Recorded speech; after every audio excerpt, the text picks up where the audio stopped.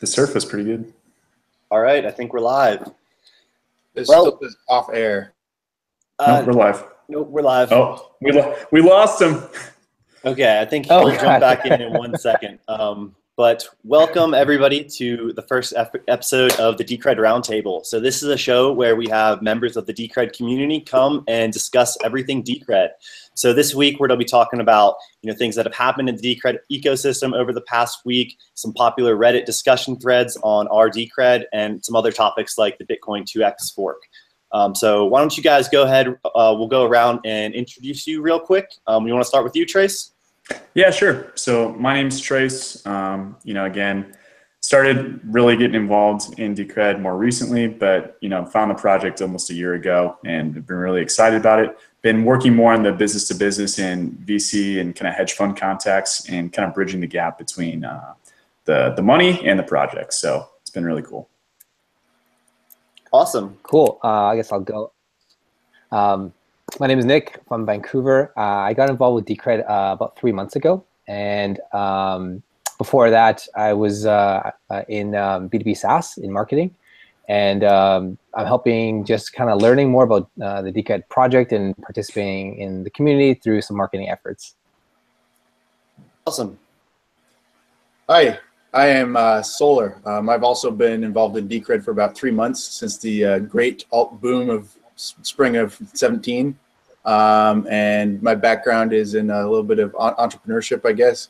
And I am really interested in explaining the absolutely, complicated but brilliant system of Decred to the common man, so the common man can understand it. Perfect. Love it. All right, so why don't we get started with this week in Decred, some of the things that happened over the past week. So one exciting thing was we got added to the LiteBit.eu exchange. So big shout out to Haon, Slack name Haon for this. This was all his doing. So big props to him. That's actually our first fiat pairing, isn't it? Yeah, it is, exactly. So it's not only our first Euro pairing, it's our first fiat pairing just in general. So this is awesome.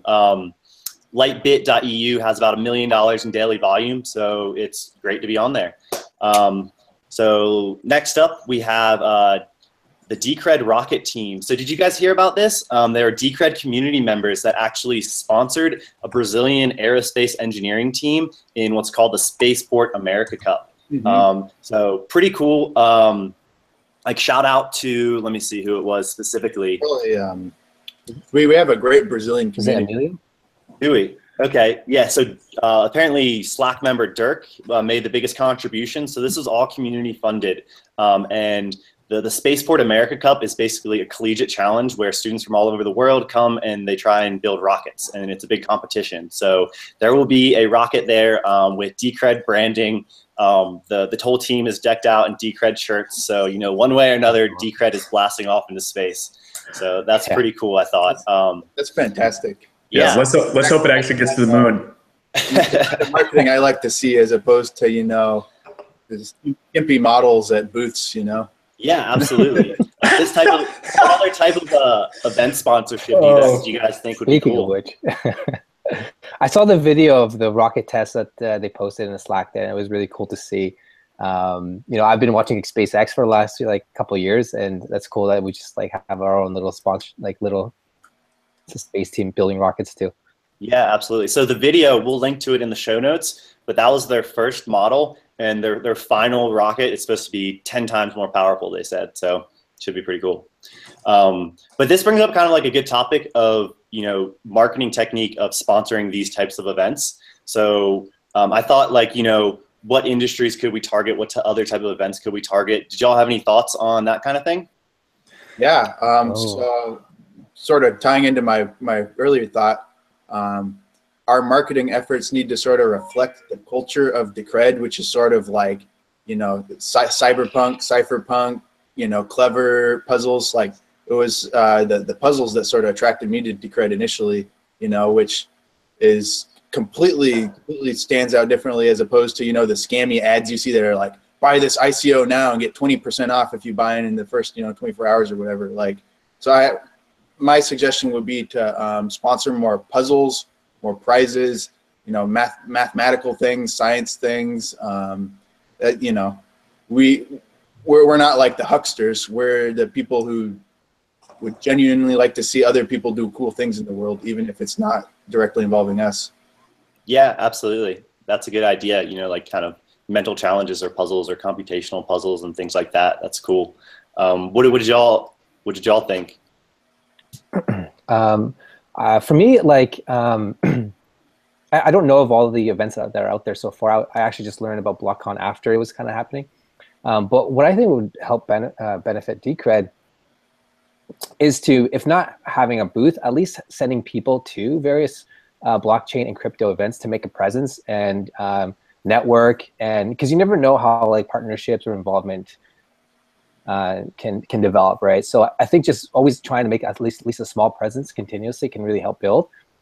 And any kind of like, I guess, networking event or anything that can help stir up a partnership, right? Whether it be with like a payment processor or somebody that's building an online store like Open Bazaar or anything like that, where we can talk to people and be like, hey, you know what, like check out like working with Decred, you know, working with our wallets or working with like payment processing or anything like that, you know. I think that could be really help to just grow like the user base of Decred. Yeah, absolutely. And this is kind of like a good lead in into our next topic, which is BlockCon, which Trace actually did attend. So you want to give us a rundown of how it was? Did you meet anybody cool? Did you, you know, pitch Decred to anybody? What was it like? Yeah, so no, BlockCon was really good. You know, I saw it more as like a networking opportunity more than anything, but you know, it was neat, especially just because this is the first one that we've had, you know, kind of in the Southern California area. So really cool. You know, a lot of it was sponsored by more like kind of the ICO type projects. And so, you know, some of it did kind of feel a little bit more like a timeshare presentation that you didn't really want to sit through. But, you know, there were some really cool connections. You know, Jimmy Songs was there, and, you know, different guys like Brock Pierce, and just some like the bigger names in crypto. And they did a great job, I think, in just kind of like building the vision for where we're headed. But yeah, there was a lot of stuff sprinkled in that just was like, But one thing that really encouraged me was the people that were like sitting next to me in a couple of the presentations were like two older women. And they were like, one was like 56 and the other one was like in her early 50s. And, you know, they had just never been to anything like this before, and they're just starting to learn. And that was really cool for me to see. Angel investors. Yeah, you know, well, a lot of the people there are, you know, it's this new money, these hedge funds and VCs that are wanting to start to diversify into crypto, that just want to learn what the heck it is. And so that's kind of where I was coming in, and I was setting up quite a few meetings with some of these guys to rather explain the project and kind of like, you know, it's not just Bitcoin, Ethereum, and Ripple. Like there's more to the ecosystem in the space than that.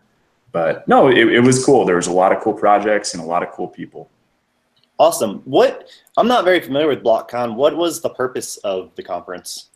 Yeah, so the purpose of the conference, I mean, was basically to kind of explain different things that are happening in the cryptocurrency ecosphere or ecosystem. So it's pretty general? Yeah, it was a whole sphere of things, because there was, you know, guys that were working on legal, like the team from Civic was there. You know, there was trying to think of what else, you know, like Brock Pierce with like Blockchain Capital. You know, there's just a whole slew of different people that were there. It was very general, and they kind of hit at a bunch of different things. So it was pretty cool. Let me see.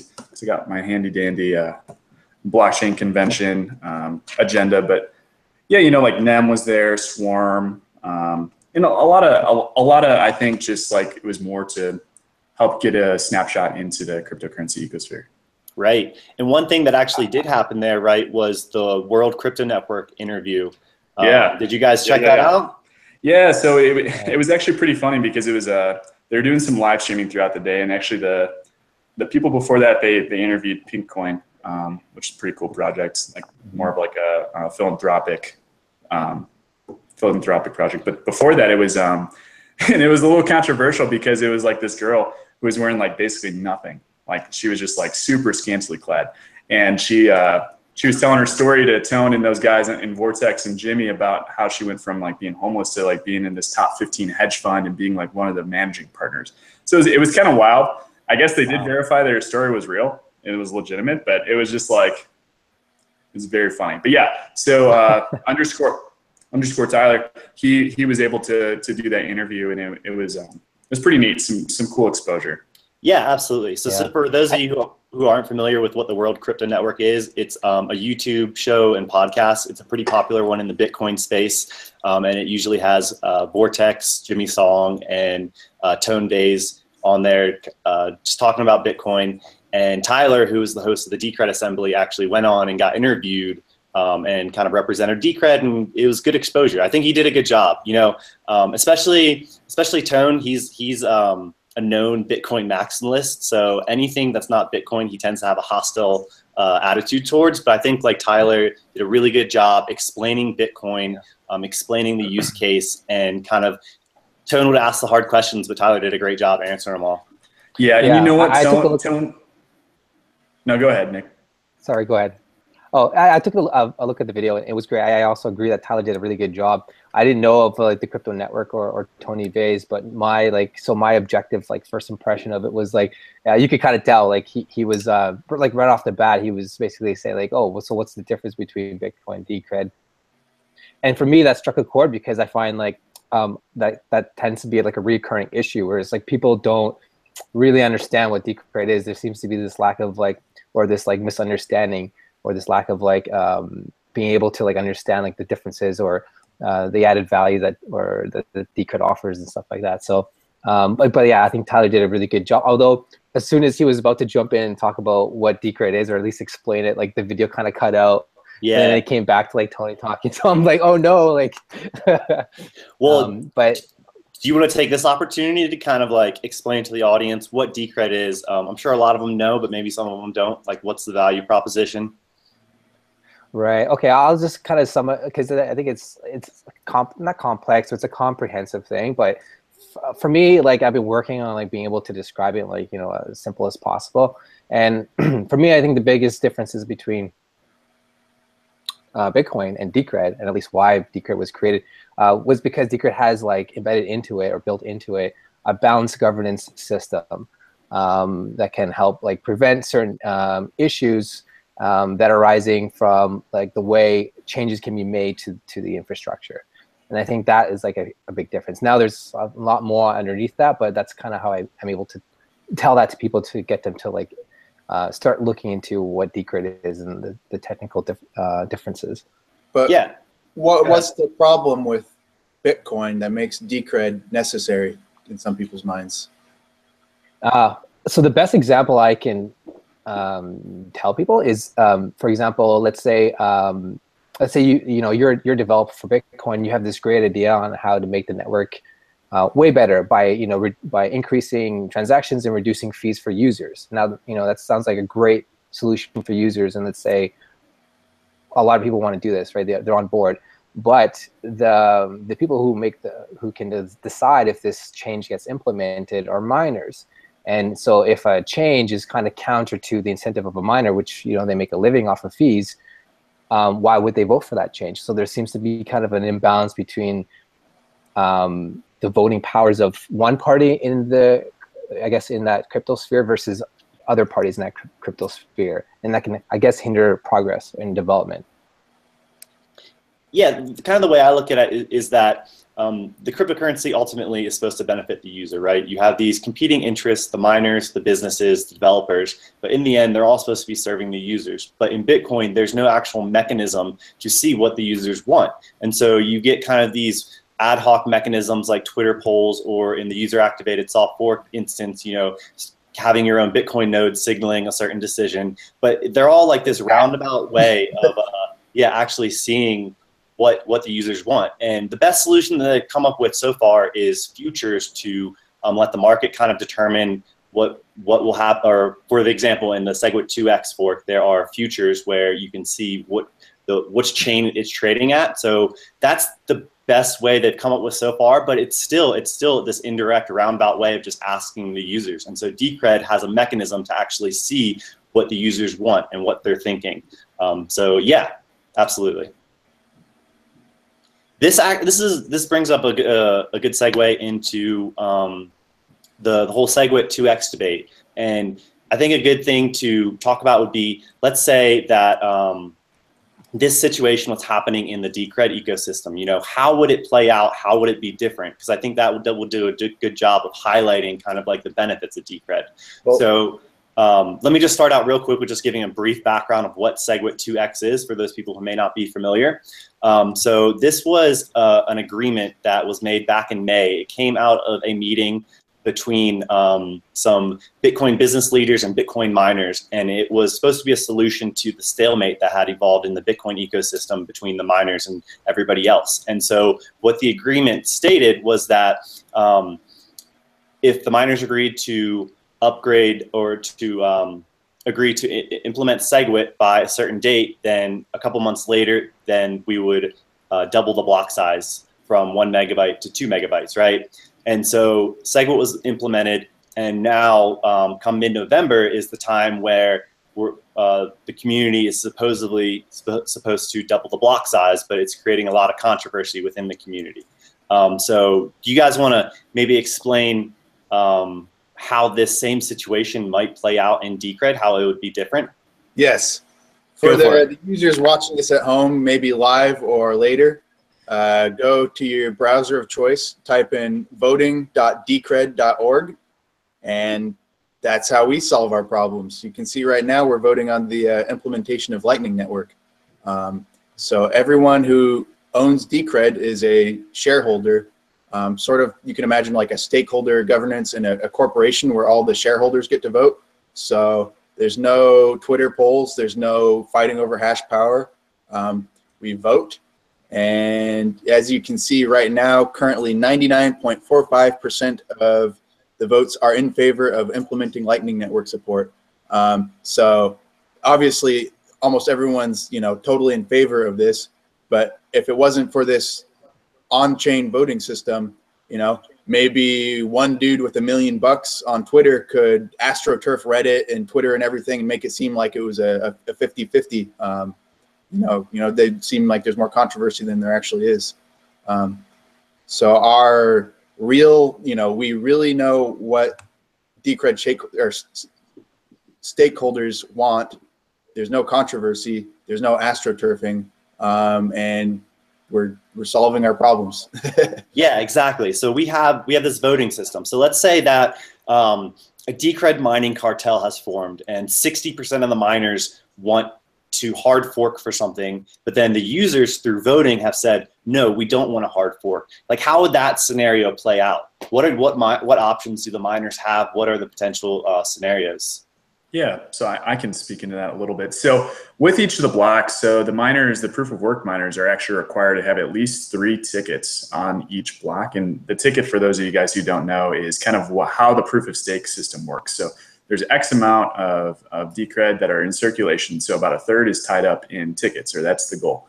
And so there's a ticket price that is in accordance with trying to tie up a third of that Decred there.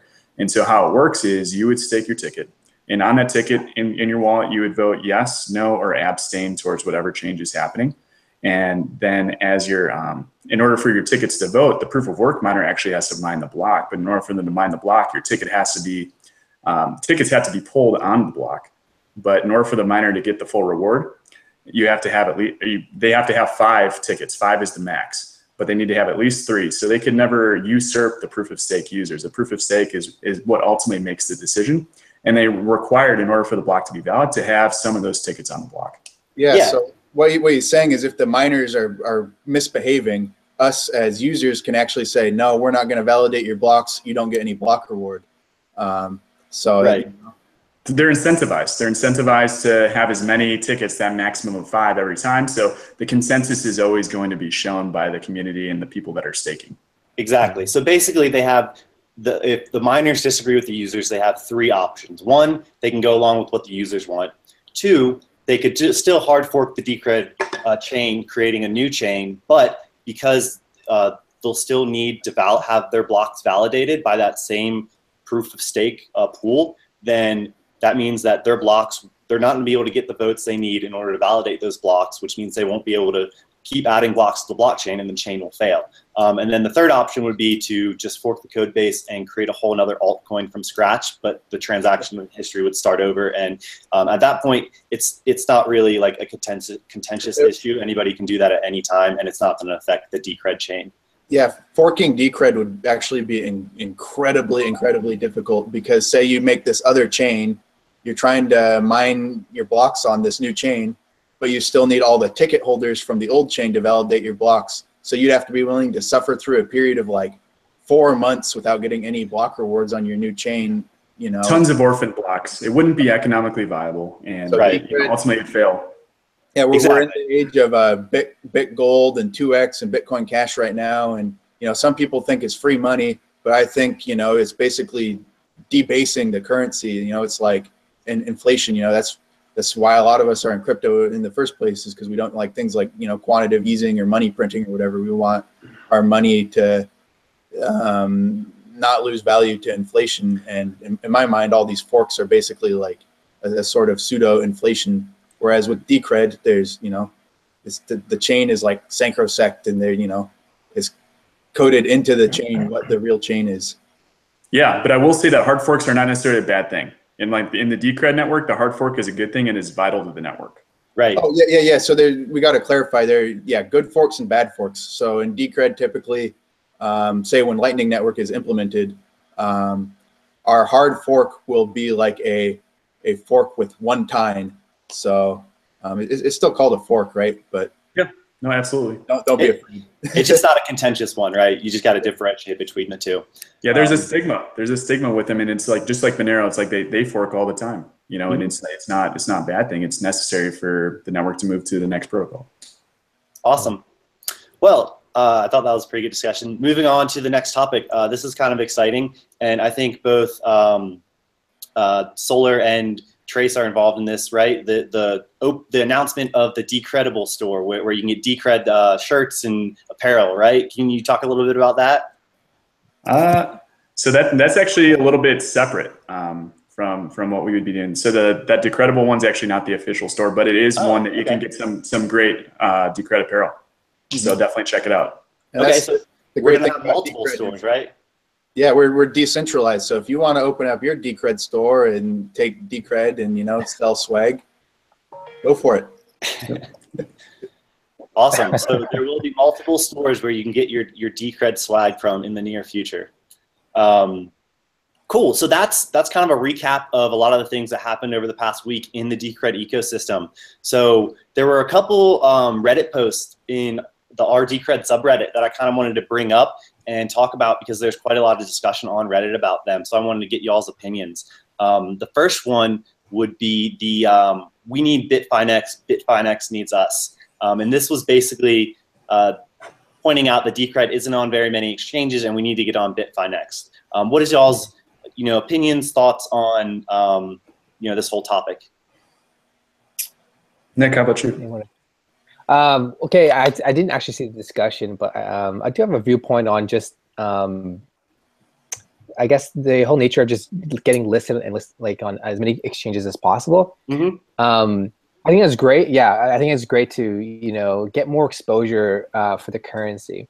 But for me, my opinion is getting Decred is fairly accessible right now. I think as long as there's an exchange in each major region of the world, and I think that's enough access for the general public to buy Decred.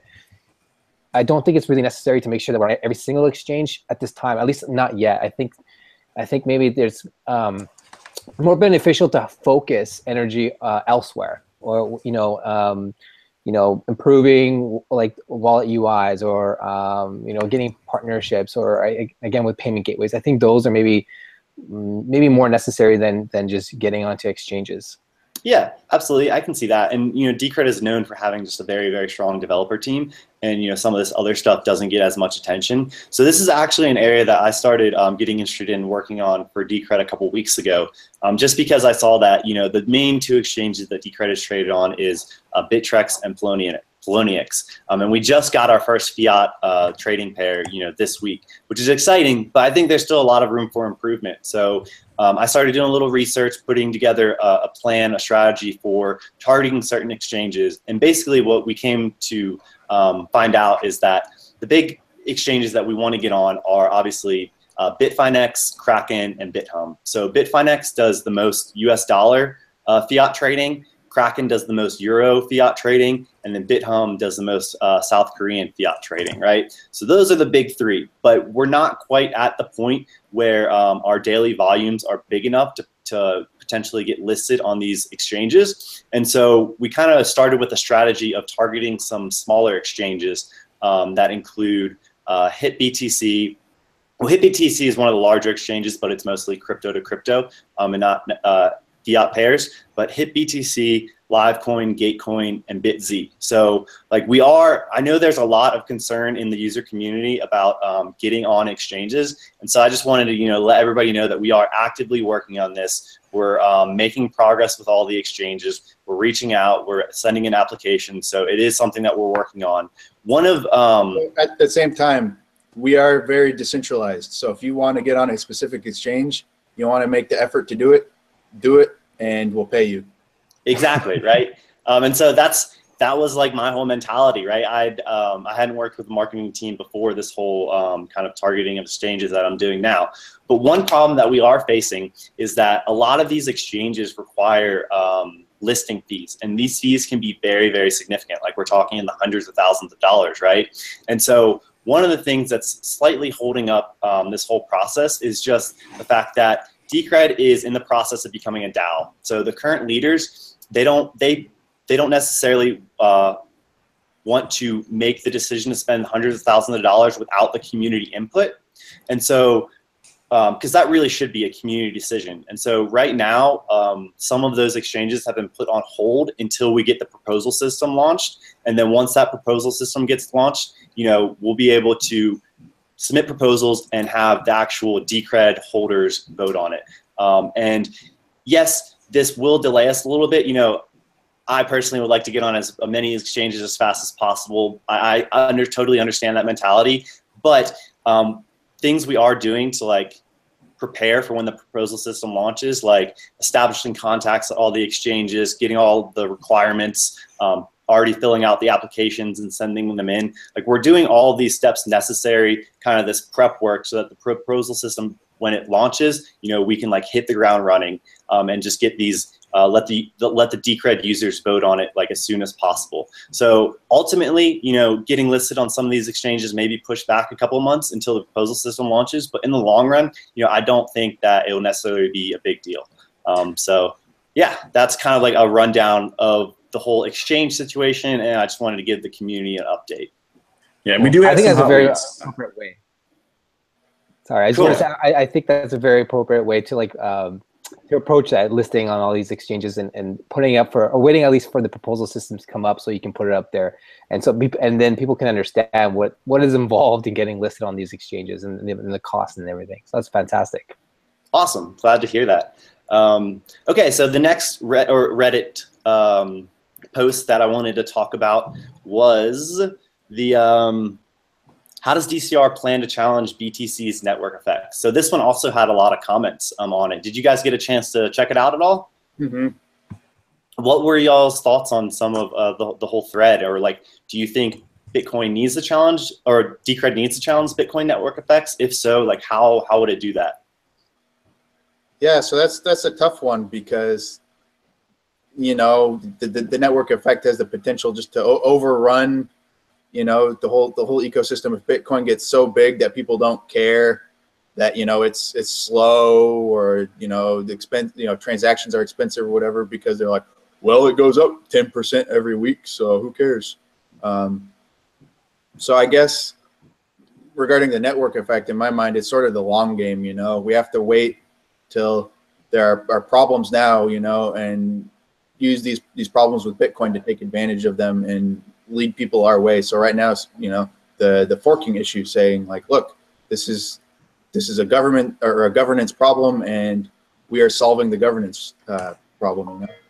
Exactly, and I think this is actually some opposition that I got throughout the conference, and I think what Tone was alluding to is just why, why does there have to be multiple projects in the ecosystem? And I think, just to your point, you know, they're all experiments. Bitcoin's an experiment. I think people forget that sometimes. It's just like Bitcoin has been around for a little bit longer, but if we have legitimate projects that are experimenting in different spheres, you know, Decred, especially with the governance system, it's going to strengthen the entire ecosystem of all of them. You know, if Ethereum does really well, if Bitcoin does really well, if Decred does really well, Litecoin does really well, that's all good for the ecosystem if we really want to see some decentralization in the cryptocurrencies, especially with a lot of things in the pipeline. This is good stuff. It only helps. And so I think that there does need to be multiple projects that are experimenting with different systems so that everyone, and it's all open source, and so everyone can benefit from that. And I think that's a positive.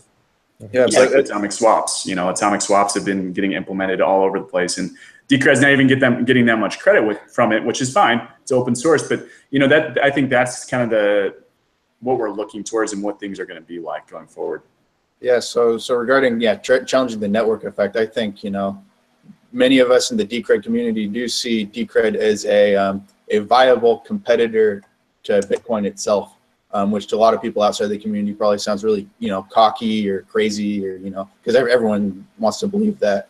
But I do think that the Decred project is totally unique in the crypto space, and, you know, it's not going to happen, you know, in a month, but it's, you know, it's a marathon, and we've got the people and the culture and the motivation to keep chipping away at it.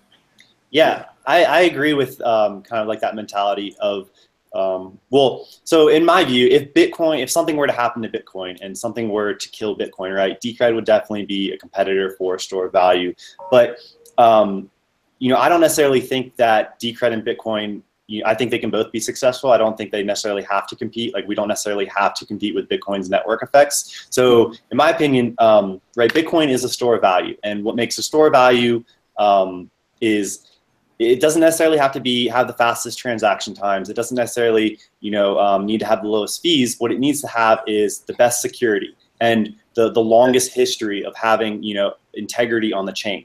So when I say like the best security, I mean like the network with the most hashing power, and then the longest track record as well, right? To me, that's what makes a good store of value. Whereas like with Decred was designed with this, you know, new governance model that is going to allow it to, you know, in the long run, innovate faster than other cryptocurrencies and scale better than other cryptocurrencies. So kind of as these new use cases emerge, we'll be able to take advantage of them, capitalize on them, where things in the Bitcoin ecosystem kind of move slower. And so, you know, they might not necessarily be able to capitalize on those same opportunities. So I don't necessarily see them as competitors. I see them being able to coexist and both being successill. Yeah, it's necessary. I have one last thing to add on this, is that Decred is the cockroach. You know, the years ahead for crypto are going to be very exciting, but also very brutal, and many high-profile projects are going to crash and burn terribly. And so we aren't necessarily trying to move, you know, super fast, get to the top 10 this week, you know, attack. We're the survivor. We're the cockroach, and we're going to survive. You know, you're going to see different chains get hacked and lose 90% of their value overnight. You're going to see chains, you know, the founders are going to run away and exit scam. You're going to see, you know, all sorts of horrible, high-profile failures. I believe that we are the cockroach that is going to survive.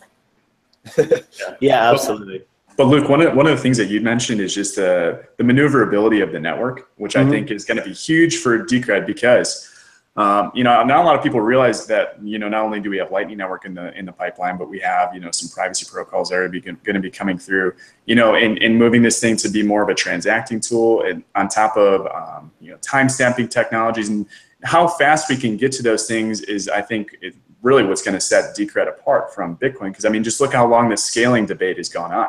It's like, and they're still where they were. You know, it's not a whole lot has changed there, and that's really what's going to progress Decred, is its maneuverability, because it can make decisions a lot quicker with a lot more consensus. Yeah, absolutely. And I agree. That's why I think like the governance model that's kind of it's built on top of it just nurtures that kind of like progression and development.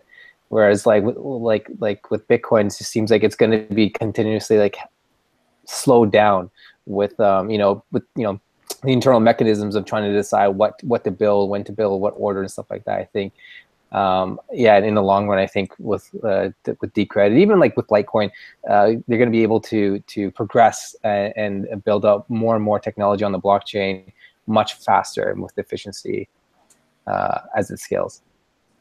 Absolutely. Great. Well, that's all I've got for this week. I think that's our show. Hope you guys enjoyed it. If there's any community members, that have opposing viewpoints to what have you seen on this show this week, we'd love to have you on and chat and, have some debates. That's what this show is about, getting the different viewpoints of the community. So, yep, hope you guys enjoyed it, and we are signing off.